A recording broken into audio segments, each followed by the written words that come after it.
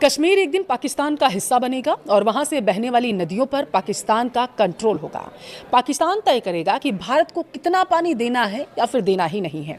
ये बयान आया है पाकिस्तान की तरफ से, जिसके बाद सियासी भूचाल आ गया। इस पर बयानबाजी क्या हो रही है, अभी का माहौल क्या है, जवाब में भारत की तरफ से क्या कहा गया है, वीडियो को लास्ट तक देखिए, विस्तार से आपको बताएंगे। नमस्कार, आपके साथ मैं पल्लवी रविंद्र सिंह। देखिए, पाकिस्तान की सेना ने ऑपरेशन सिंदूर की बरसी के मौके पर भारत के खिलाफ तीखी टिप्पणी की, बयानबाजी की।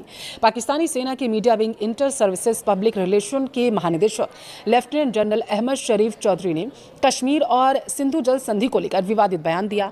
कहा गया कि भारत को कितना पानी देना है ये पाकिस्तान तो तय करेगा, क्योंकि बहुत कुछ आगे बदलने वाला है। यह बयान ऐसे समय में आया जब ऑपरेशन सिंदूर की पहली वर्षगांठ पर भारत में सैन्य कार्रवाई, आतंकवाद विरोधी नीति को लेकर चर्चा तेज है।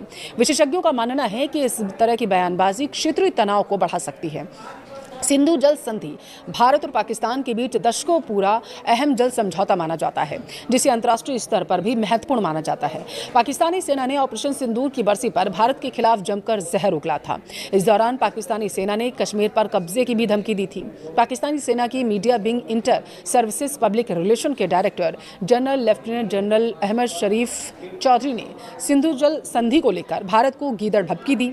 रावलपिंडी में दरअसल एक प्रेस कॉन्फ्रेंस में अहमद शरीफ चौधरी ने बहुत कुछ कहा। उन्होंने कहा कि यह 6 दरिया हैं, ये जाते आते हैं, कश्मीर से आते हैं ना। 1960 में जब सिंधु जल संधि हुई थी, उसके अंदर यह पहली ऐसी संधि है जिसके अंदर नदियों को बांटा गया था। 3 नदियों का पानी पाकिस्तान को, 3 नदियों का पानी हिंदुस्तान को दिया गया। ऐसा इसलिए क्योंकि वे एक विवादित क्षेत्र से आती हैं। वो विवाद आज भी मौजूद है, यानी उन्होंने कश्मीर का जिक्र किया। तो ये 6 नदियां किसकी हैं? ये पाकिस्तान की हैं, ये दावा किया गया उनकी तरफ से। फिर फैसला किसे करना है? उन्होंने कहा कि फैसला पाकिस्तान करेगा कि किसे पानी देना है और किसे नहीं।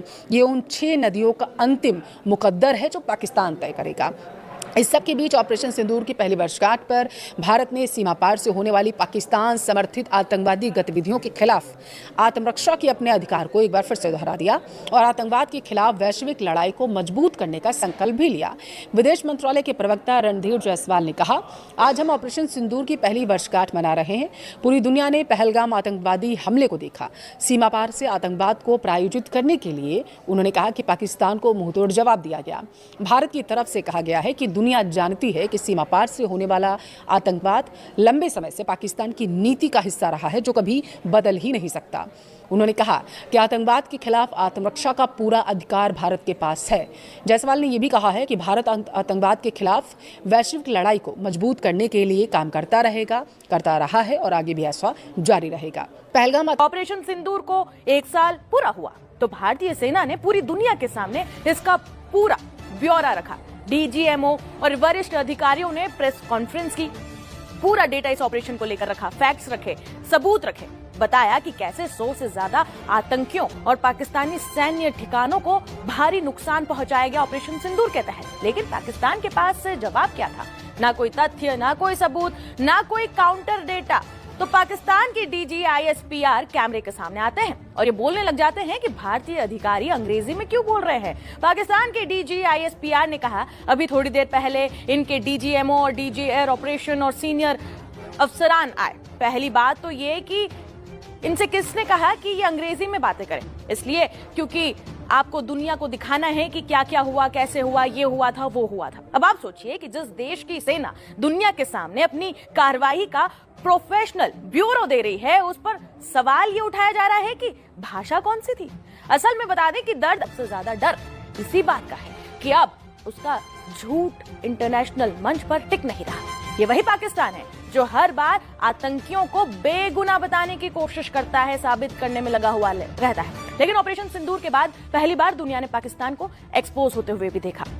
रक्षा मंत्री राजनाथ सिंह ने यह साफ कहा था कि पाकिस्तान ने खुद आतंकियों की ढाल बनने का फैसला लिया और उसकी कीमत पाकिस्तान को चुकानी पड़ी। ये उनके पाकिस्तान को ये भी समझ में नहीं आया, क्योंकि जो देश दशकों से आतंकवाद को पालता आया हो, उसे अब नए भारत की भाषा समझ नहीं आ रही है। क्योंकि पहले भारत ने हिंदी में समझाया था कि घर में घुसकर मारेंगे। जब वो बात समझ नहीं आई तो ऑपरेशन सिंदूर ने धमाकों की भाषा में समझाया पाकिस्तान को। और हालात ये है कि पाकिस्तान की सेना युद्ध की बातें कम कर रही है और अंग्रेजी की शिकायत ज्यादा कर रही है। सोशल मीडिया पर भी पाकिस्तानी जनरल का जमकर मजाक उड़ रहा है। इस वक्त लोग ये कह रहे हैं कि जब मैदान में हार जाओ तो फिर टीवी स्टूडियो में कॉमेडी ही बचती है। दरअसल बता दें कि ये सिर्फ सैन्य हार नहीं थी पाकिस्तान की, ये पाकिस्तान की मानसिक हार थी, प्रोपेगेंडा की हार थी और उस पाकिस्तान की हार थी जो आज भी दुनिया को बेवकूफ समझता है। लेकिन नया भारत अब हर भाषा में जवाब देना जानता है, कभी हिंदी में। हैदर, आपका बड़ा आमना सामना होता है इंडियन मीडिया से, आप उनकी ट्रांसमिशन में पार्टिसिपेट भी करते हो, जो कि बहुत अच्छी बात है कि पाकिस्तान का मौक़िफ़ जो है वो सच्चाई के साथ आगे जाना चाहिए। लेकिन क्या माइंडसेट लगता है आपको जब आप उनके साथ बात कर रहे होते हैं? आपके अक्सर क्लिप्स मैंने देखे भी हैं, सुने भी हैं, मतलब ऐसा लगता है कि वो लोग बिल्कुल हकीकत से इनकारी हैं।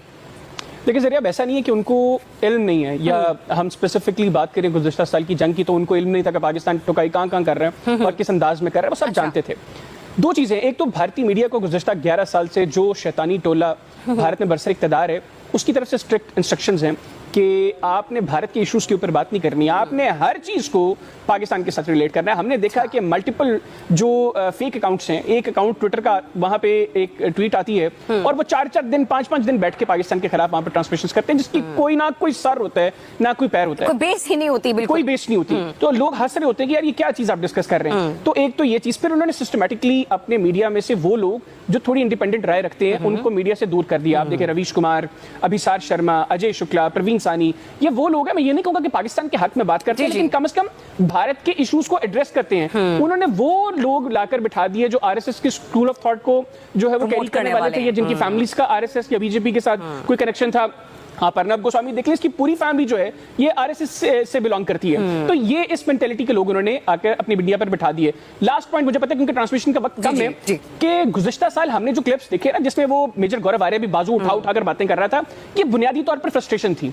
उनको इल्म था कि पाकिस्तान कहां पर किस तरीके से ठुकाई कर रहा है, कैसे मार पड़ रही है, कैसे उनकी बहरिया हिम्मत नहीं कर पा रही। वो लोग तो चाहते थे ना कि उनकी बहरिया कुछ करे, उनकी फिजाइया कुछ कर पाए, उनकी जमीनी फोर्सेस, उनकी आर्मी कुछ करे, लेकिन हमने अलाउ ही नहीं किया। हमने हर महाज पर उनको शिकस्त दी। तो वो फ्रस्ट्रेशन थी जिसमें उन्होंने लाहौर पर में पोर्ट बना दी और वो जो कराची में जो है वो विक्रांत का इस्तेमाल कर दिया, यानी विक्रांत पाकिस्तानी पानियों की तरफ बढ़ा भी नहीं, उन्होंने विक्रांत से अटैक करवा दिया, इस्लामाबाद में पता नहीं क्या कुछ करवा दिया।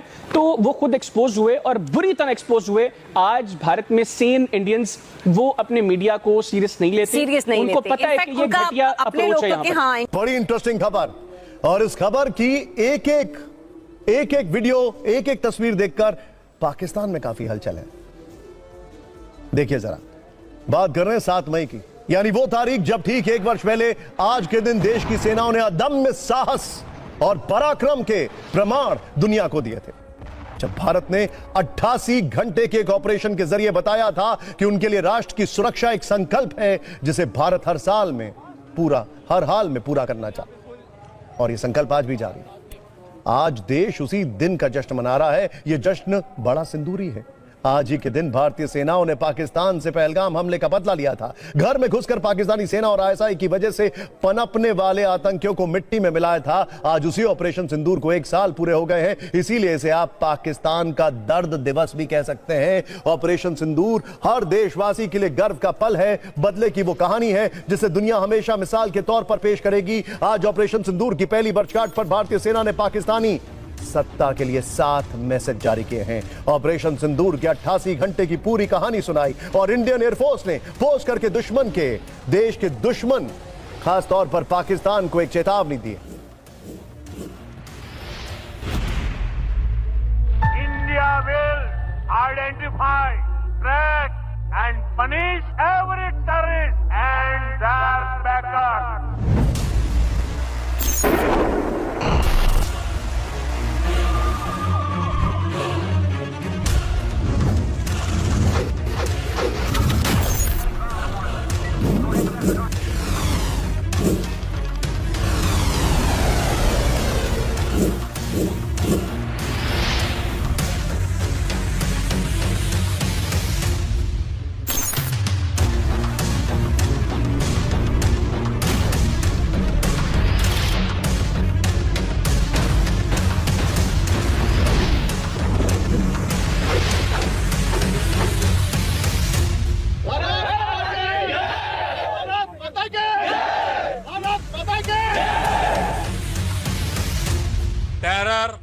टॉक एक साथ नहीं हो सकते।